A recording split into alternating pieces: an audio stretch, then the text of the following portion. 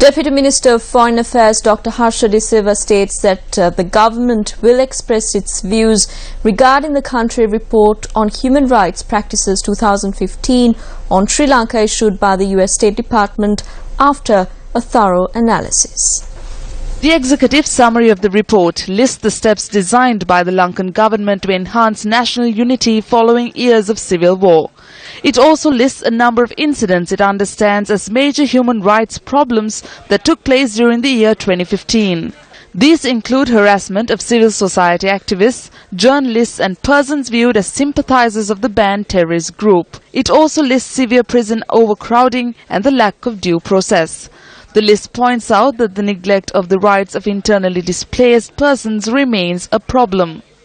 However, the extensive report further states that through the provisions for freedom of speech and press, independent media were generally active and expressed a wide variety of views without restriction.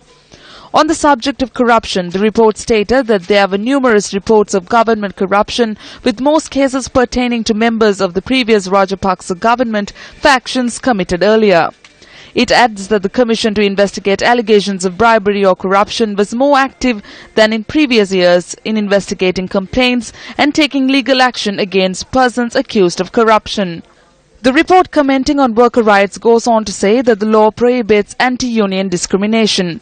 The State Minister of Finance, speaking to journalists in Kandy today, stated that the report by the US Department of State should be studied extensively. The situation surrounding human rights in Sri Lanka has changed. We have not got the opportunity to thoroughly study the human rights report. We believe that we can reach a solution through discussions.